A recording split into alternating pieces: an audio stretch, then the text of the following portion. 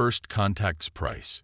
Captain Ilara Zhang stared at the shimmering barrier that had suddenly materialized around Earth, its iridescent surface rippling like soap bubbles in sunlight. After 15 years in the Space Defense Force, she thought she'd seen everything. She was wrong.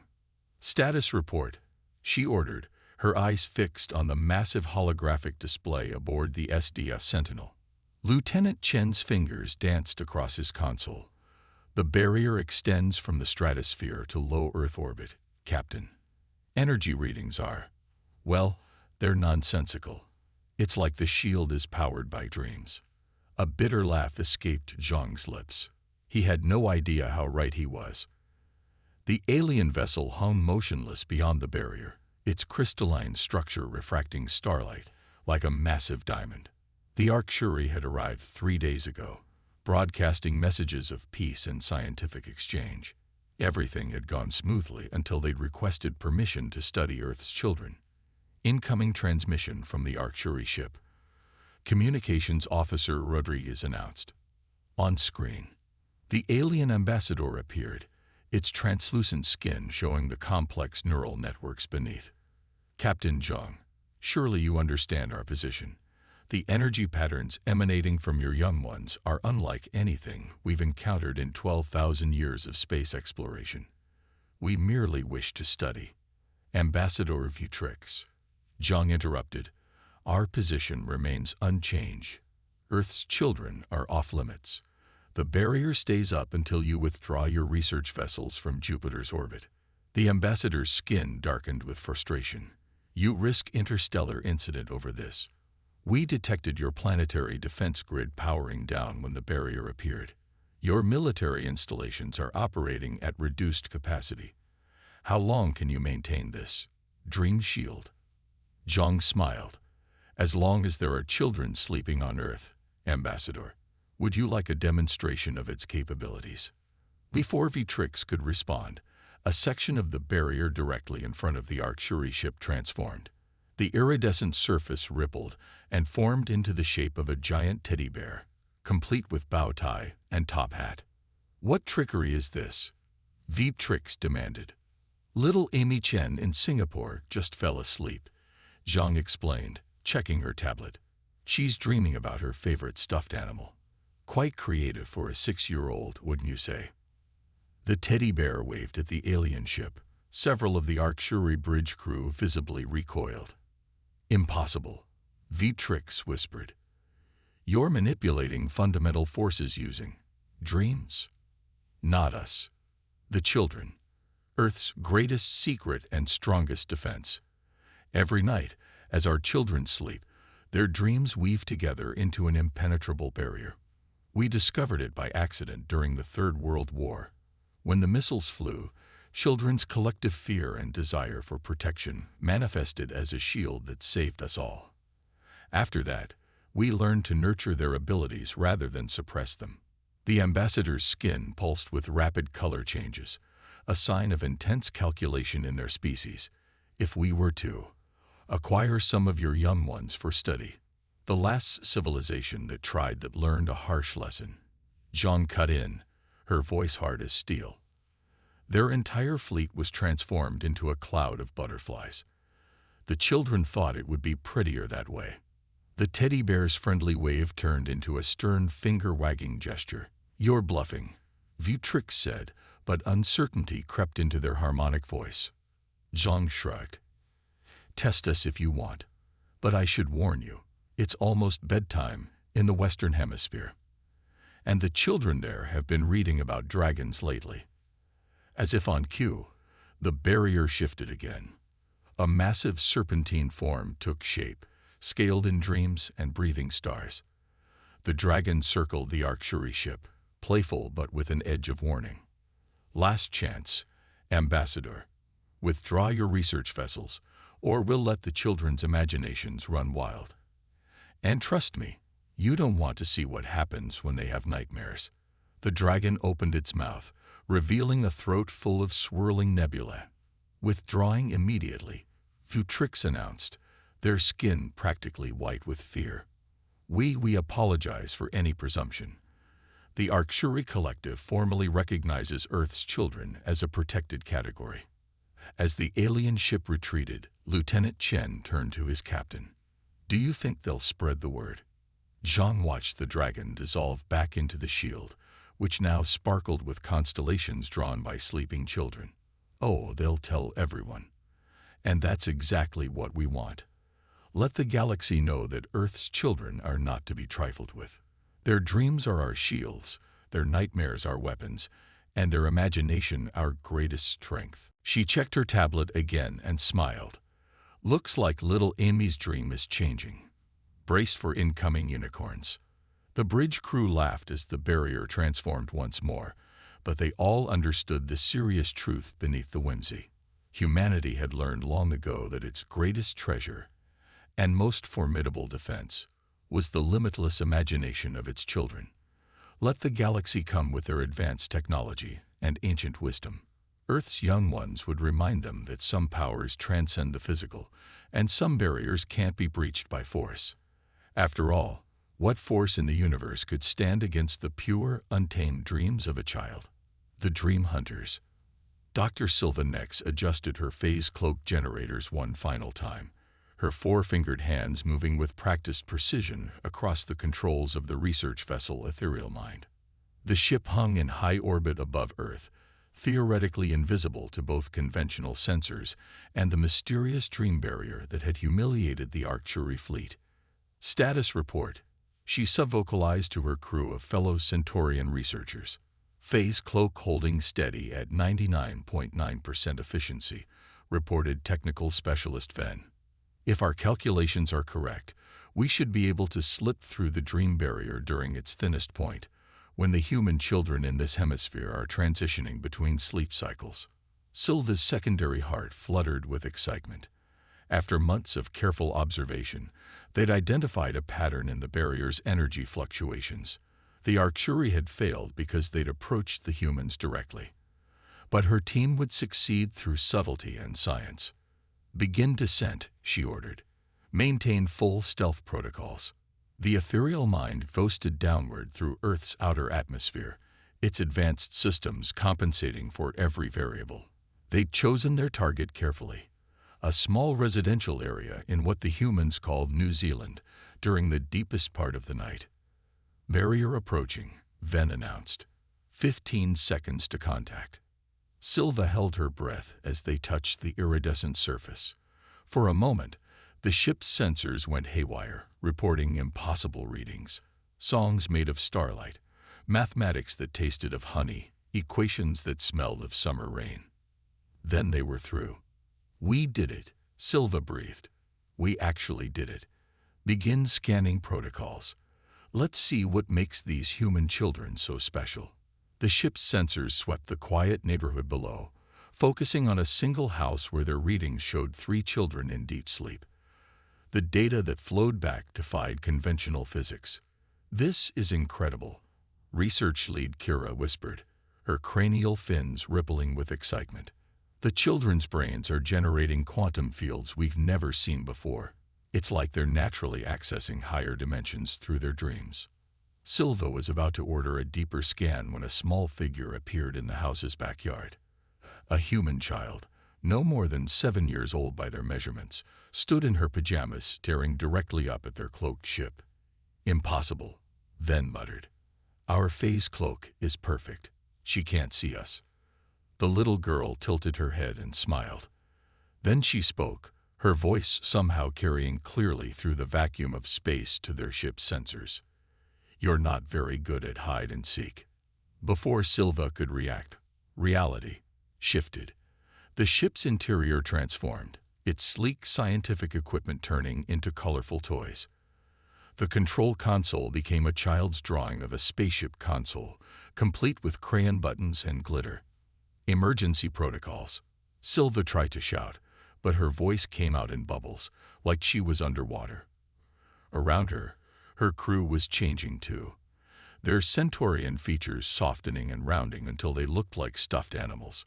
More children had appeared in the yard below. Dozens of them now, all in pajamas, all staring up at the ship with amused expressions. Some were clearly holograms, projections from sleeping children across the hemisphere, their dreams reaching out through the barrier to defend their fellows. "You should have asked permission to play," the first little girl said. Her name was Sophie, though Silva couldn't explain how she knew that. It's not nice to spy on people. The ship's engines, worth billions in Centaurian credits, transformed into cotton candy. Their quantum computers became jack-in-the-boxes. The phase cloak generators turned into soap bubble wands. Through it all, Silva and her crew remained helpless, their bodies soft and plush, forced to watch as humanity's children casually rewrote reality around them. "Please," Silva tried to say, but it came out as a squeaky toy sound. "We meant no harm. We only wanted to understand." "Understanding starts with asking," Sophie replied. Behind her, the other children had begun to play a game of hopscotch, each jump causing ripples in space-time. "But since you're here, want to play a game?" Before Silva could respond, her ship, now more playhouse than research vessel, began to move. The children's collective dreams picked it up like a toy boat in a bathtub, carrying it through dimensions that shouldn't exist. They emerged in orbit around a distant pink planet that definitely hadn't been there before. Dozens of other ships floated nearby, all transformed into various whimsical shades. Silva recognized several as missing research vessels from other species that had tried to study Earth's children. "Welcome to the Tim-Out Corner," Sophie giggled. "You'll stay here until you learn to play nice. Don't worry, we've left enough air and snacks for 100 years. Though time works funny here, it might feel like just a few minutes to you." The little girl's projection began to fade. "Oh, and we turned your research data into butterflies. They're prettier that way. Bye-bye." As Sophie vanished, Silva found she could move again, though her body remained plushy and soft. Around her, her crew was exploring their transformed ship with a mixture of horror and fascination. Outside the window, the butterflies that had once been their priceless scientific data danced among the stars. "Orders, Director?" Venn asked, his voice still squeaky. Silva looked around at her ship-turned playhouse, at her crew-turned toys, at the impossible pink planet below. In all her years of research, she'd never encountered anything like the casual reality-warping power of Earth's children. The Arcturian warnings hadn't gone far enough. "Break out the snacks," she sighed, "and maybe brush up on the rules of hide and seek. Something tells me we're going to be learning a lot about human children's games." As if in response, a tea party set materialized in the middle of the bridge, complete with floating cookies and starlight tea. Above them, the butterflies spelled out 3 words in the void. "Play nice next." The message was clear. Earth's children weren't just protected. They were the protectors, turning the weapons of science and war into toys, and transforming those who would harm them into literal playthings. The galaxy would have to learn a new way to interact with humanity, one playground at a time. Awakening. The Galactic Council's emergency session stretched into its 3rd day, with representatives from over 300 species arguing about the Earth-child situation. Grand Arbiter Zena of the Collective watched the chaos unfold from her elevated platform, her crystalline form refracting the chamber's light into worried patterns. "Order," she chimed, her harmonics cutting through the cacophony. "We will hear from the coalition of concerned species." A towering figure composed of pure energy stepped forward. "We have confirmed reports of 15 more research vessels disappearing in Earth's vicinity. The humans' offspring have created what they call a time-out corner somewhere beyond conventional space. Our best scientists can't even comprehend the principles involved." The chamber erupted again until Zena's chimes restored silence. More disturbing, the energy being continued, is that children on other worlds are changing. After mere contact with human broadcasts, young ones across the galaxy are exhibiting similar abilities. Yesterday, a Proximan child turned her entire school into a floating castle because, in her words, it would be more fun that way. The council chamber filled with fearful whispers. Zena's crystalline structure vibrated with concern. They had all seen the reports. Reality itself seemed to be softening around children of all species, as if humanity's dreamers had awakened something dormant in the galaxy's youth. A new figure appeared in the center of the chamber, a human woman in a simple blue uniform. Ambassador Sarah Chen didn't wait for permission to speak. "You're all missing the point," she said, her voice carrying an authority that belied her small stature. "This was always going to happen. Earth's children didn't create these abilities. They just remembered them first." "Explain," Xena demanded. Sarah smiled. "Every species starts with dreamers. Children who see the world not as it is, but as it could be. Most civilizations train this out of their young ones, teaching them to accept reality's limitations. Earth, we took a different path." She gestured, and suddenly the council chamber was filled with floating images, children from thousands of worlds, playing games that bent reality, sharing dreams across light years. "Your children are awakening, because ours reminded them how to dream. The universe isn't just physics and laws. It's imagination and possibility. We didn't give them these powers. We just showed them it was okay to use them." A mechanoid representative's lights flashed in distress. "But the chaos. Yesterday, a group of children turned the central processing hub on Cybernus into a giant robot that does dance performances. And is productivity up or down?" Sarah asked with a knowing look. The mechanoid's lights dimmed. "Up. Significantly. The dancing apparently improves morale." "You can't stop this awakening," Sarah continued. "The dreams are spreading. The only question is, will you fight it and end up in the 10-out corner with all the others, or will you remember how to play along?" As if to emphasize her point, the council chamber's rigid architecture began to shift. The severe lines softened, harsh lights transformed into gentle starshine, and the formal seating arranged itself into something resembling a story circle. "This isn't a human weapon or a Earth conspiracy," Sarah explained as reality rippled around them. "It's a universal childhood, reasserting itself. Every species' children are remembering that the universe is more playground than battlefield." A small Arcturian child appeared next to her, clearly a dreaming projection. "Ambassador Chen, can we show them?" Sarah nodded, and suddenly the chamber was filled with children's dreams from across the galaxy. Mechanical worlds where robots learn to dance, crystalline planets where mountains rearrange themselves into climbing gyms, gas giant societies where young energy beings played tag through dimensional folds. "This is the real first contact," Sarah said softly. "Not between our governments or our sciences, but between our dreamers. Earth's children just woke up first and decided to invite everyone else to play." Xena watched as her own crystalline form began to sparkle with long-forgotten patterns, the same ones she had made as a child before being taught they were impossible. "What do you propose?" the Grand Arbiter asked, her harmonics trembling with suppressed memory. "Stop fighting it," Sarah replied. "Let them play. Let them dream. The universe will be stranger for it, yes, but also more wonderful. Your children aren't breaking reality. They're remembering how flexible it can be." As if to prove her point, a group of young dreamers from a dozen species had manifested in the chamber's center, engaged in a game that involved juggling stars and hopping between dimensions. "The choice is yours," Sarah concluded. "But I should warn you, if you try to stop this, to suppress this reawakening, you'll find yourself having a very long timeout in a reality remade by children who think your serious adult rules could use some revision." The council chamber had completely transformed now, its once formal atmosphere replaced by something more akin to a cosmic playground. And to their surprise, many of the representatives found themselves remembering what it was like to dream without limits, to play without boundaries.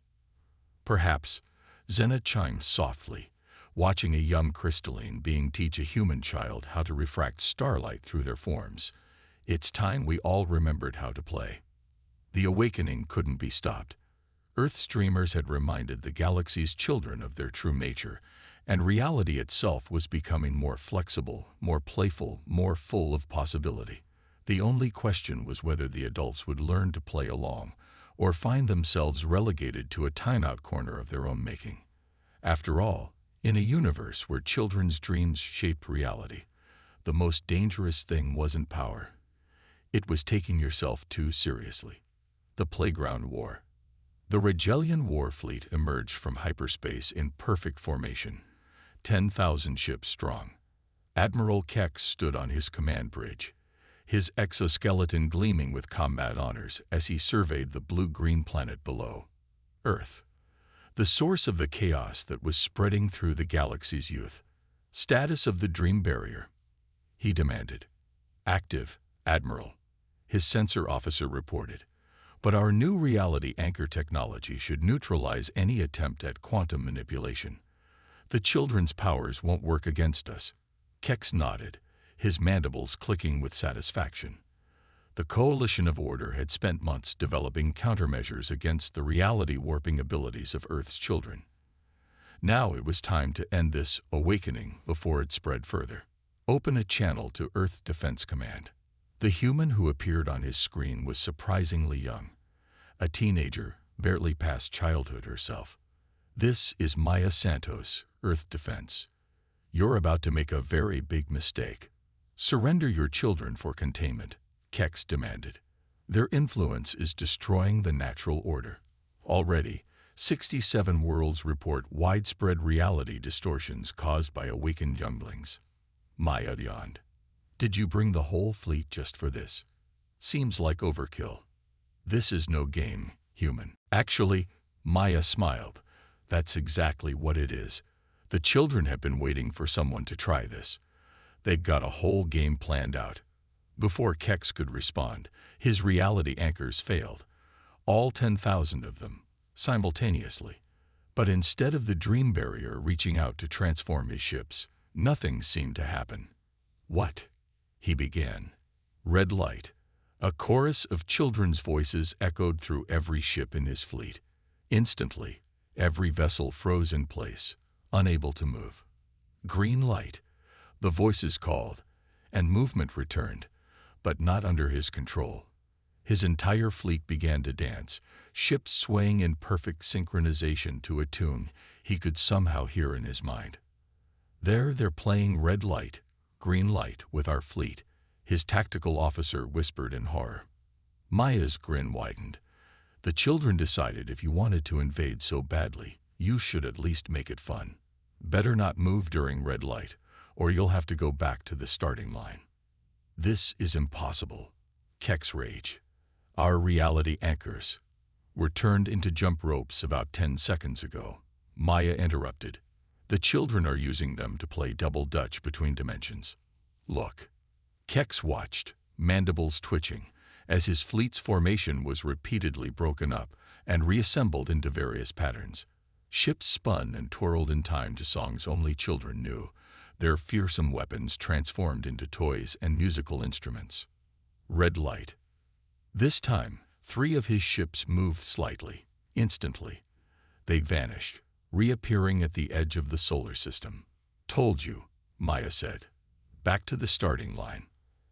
Admiral, his science officer called out, I'm detecting multiple dimensional anomalies. The children, they're not just on Earth anymore. They're everywhere.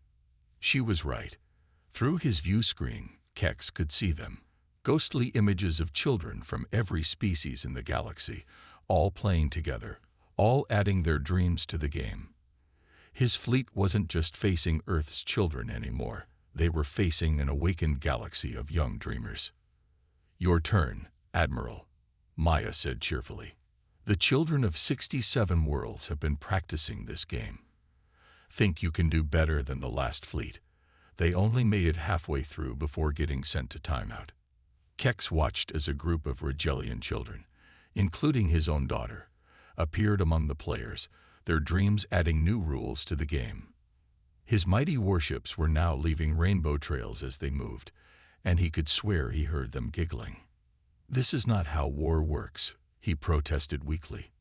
That's the point, Maya replied. They're teaching the universe a new way to play. Now, are you going to join in, or do you need a timeout to think about your choices? A small figure materialized on his bridge, his daughter, or at least a dream projection of her. "Dance with us, Dad. It's more fun than fighting." Looking at his tactical display, Kex saw the impossible. Children of former enemy species playing together, their combined dreams reshaping reality into something more wonderful than any weapon could achieve.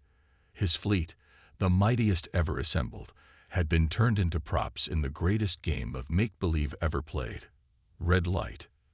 This time, Kex deliberately moved his flagship and felt no shame as it was transported back to the starting line.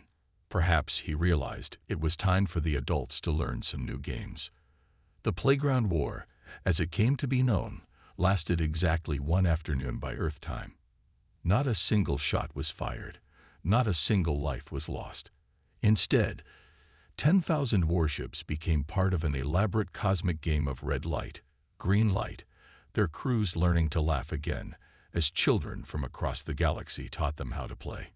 In the end, the Coalition of Order disbanded, not through defeat, but because its members were too busy joining in their children's games to remember why they wanted order in the first place. The universe, it seemed, was more fun with a little chaos. And somewhere in the timeout corner, the crews of those first research vessels watched and smiled, their timeout finally served. They had learned their lesson well. In a universe awakening to dreams, the only real defeat was refusing to play along. Universal Nursery. 5 years after the Playground War, the Galactic Council chamber had become unrecognizable. Gone were the formal platforms and stern architecture. Instead, the space shifted constantly, reimagined by the dreams of children from 1,000 worlds. Today, it resembled a treehouse built from starlight, with branches extending through multiple dimensions. Dr. Silva Nex, finally released from the timeout corner, stood at a window made of crystallized laughter, watching children from across the galaxy at play. Her research into Earth's children had evolved into something far more profound. She now served as the first dean of the Intergalactic Institute of Dream Studies. Still getting used to the changes? Ambassador Sarah Chen asked, joining her at the window. "Every day brings something new," Silva admitted, her four-fingered hands gesturing at the scene below. Yesterday, a group of Arcturian children decided gravity was too boring, so they invented a new force they call whimsy. Half the galaxy's physics departments are still trying to understand how it works. That's the point they're teaching us. Sarah smiled. Understanding isn't always necessary for something to be true. Outside, a game was unfolding that defied conventional space-time. Children from dozens of species phased between dimensions, their dreams weaving reality into new patterns. A young Regelian used motion from the fourth dimension to play catch with a human girl, while a Centaurian child taught others how to turn their thoughts into butterflies. "We've identified the catalyst," Silva said, pulling up a holographic display of her latest research.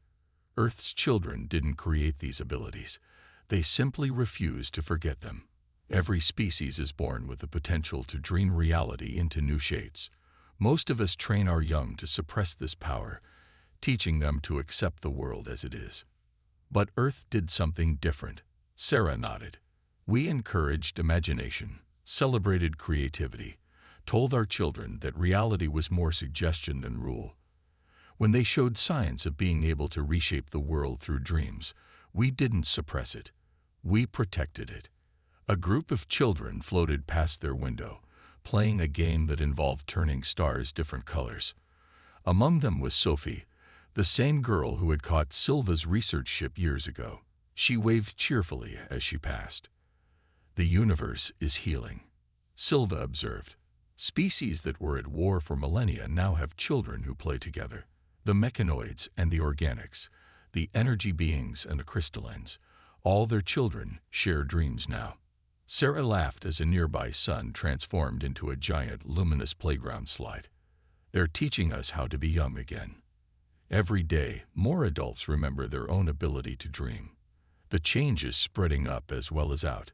The chamber filled with the sound of children's laughter as a new game began.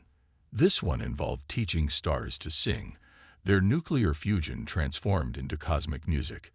Adult representatives from various species watched in wonder as their young ones casually rewrote the laws of physics to make the universe more playful. "We've had to establish some ground rules," Sarah admitted. "No changing fundamental constants without supervision. No turning entire planets into candy without asking permission. No sending people to timeout in dimensions that haven't been safety checked. But otherwise, we're letting them lead the way." "To think," Silva mused, "we once thought we could study and contain this power. Now we understand. It was never about control. It was about learning to play again." A small mechanoid child zoomed past, leaving a trail of digital flowers in its wake. "Ambassador Chen, Dean Nex, come play with us. We're teaching the black holes to dance." Sarah and Silva exchanged glances, then joined the game. Around them, reality flexed and shifted, shaped by the dreams of children who had never learned to disbelieve in magic. The universe they had discovered was far more flexible than anyone had imagined. It just took the wisdom of children to show the way. In the distance, the Tinout Corner still existed, but it had been transformed into a cosmic playground where reformed researchers and warriors learned to play again. The fleets that once threatened Earth now served as cosmic jungle gyms, their weapons transformed permanently into toys. The galaxy had changed forever, awakened by the dreams of Earth's children and transformed by the combined imagination of young ones everywhere. Physics textbooks were being rewritten daily, usually in crayon. Diplomatic meetings were now held on slides made of light, and interstellar trade routes followed paths of whimsy rather than straight lines. But most importantly, the universe had remembered how to laugh. "Red light," Sophie called out, and for a moment, everything in creation froze in perfect, joyful stillness. "Green light," came the response from a chorus of young dreamers, and the cosmos began to dance again. In the end, humanity's greatest gift to the galaxy wasn't technology or culture, or even the power to shape reality. It was the simple reminder that the universe was, at its heart, a child's playground, and everyone was invited to play. The dreams spread on, touching new worlds, awakening new young ones, turning the cold equations of space and time into something more wonderful. And in the great cosmic nursery that the galaxy had become, every child's laugh added a new star to the sky. After all, reality was whatever they dreamed it to be, and they dreamed it beautiful.